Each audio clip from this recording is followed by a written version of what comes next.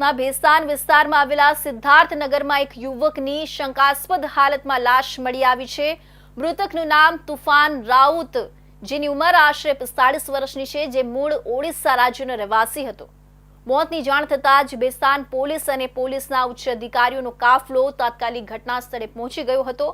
પોલીસે લાશનો કબજો મેળવીને પોસ્ટમોર્ટમ માટે મોકલી આપ્યો હતો અને મોત પાછળનું કારણ તપાસવા માટે ચક્રો ગતિમાન કર્યા હતા।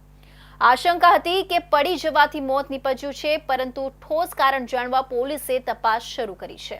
ભેસ્તાનમાં એકલા રહેતા આધેડનો રહસ્યમય સંજોગોમાં રૂમમાંથી મૃતદેહ મળી આવ્યો હતો। મૃતકના નાક તેમજ હાથની આંગળી કપાયેલા હોવાથી હત્યાની આશંકા હતી। જો કે અંગો ઉંદર કાતરી ગયા હોવાનું સામે આવતા પોલીસે અકસ્માત મોતની નોંધ કરી તપાસ શરૂ કરી છે। ભેસ્તાન સિદ્ધાર્થનગર ઝુંપડપટ્ટીમાં રહેતા 45 વર્ષીય અમર ઉર્ફે તુફાન વિજય રાઉત ઓરિસ્સાના વતની હતા અને મજૂરી કામ કરતા હતા। તેમની 2 પુત્રીઓ અને 1 પુત્ર સહિતનો પરિવાર વતનમાં રહે છે। મંગળવારે સવારે તેમની રૂમમાંથી અમરભાઈનો મૃતદેહ મળી આવ્યો હતો। તેમનું નાક તેમજ હાથની આંગળી કપાયેલી હોવાથી હત્યા થઈ હોવાની આશંકા હતી। ભેસ્તાન પોલીસે ઘટના સ્થળે પહોંચી તપાસ શરૂ કરી ફોરેન્સિક પોસ્ટમોર્ટમ કરાવ્યું હતું, જેમાં આધેડનું નાક અને આંગળી ઉંદર કાતરી ગયા હોવાનું તેમજ માથામાં ઈજાના કારણે મોત થયું હોવાનું સામે આવ્યું હતું। બનાવ અંગે પોલીસે અકસ્માત મોતની નોંધ કરી વધુ તપાસ હાથ ધરી છે।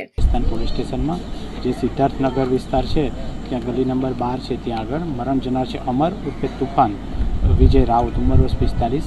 કઈ રીતની આ બોડી જોવા મળી છે? અત્યારે એને નાકને કાપી દીધી એવી ઈજા દેખાઈ રહી છે, તથા બીજી પણ ઈજાઓ છે, હાથની પણ ઈજા, છતાં પણ હજુ બોડીનું પરીક્ષણ ચાલી રહ્યું છે અને હમણાં તાત્કાલિક પીએમ થઈને મરણનું કારણ પણ સામે આવી જશે।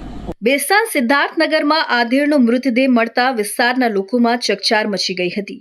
શરૂઆતમાં હત્યાની આશંકા વચ્ચે પોલીસે ઝડપી તપાસ હાથ ધરી હતી। જોકે ફોરેન્સિક રિપોર્ટ બાદ અંગો ઉંદર કાતરી ગયા હોવાનું તેમજ માથાની ઈજાના કારણે મોત થયું હોવાનું સામે આવતા પોલીસે અકસ્માત મોતની નોંધ કરી છે। હાલ ભેસ્તાન પોલીસ દ્વારા બનાવની વધુ તપાસ હાથ ધરાઈ રહી છે।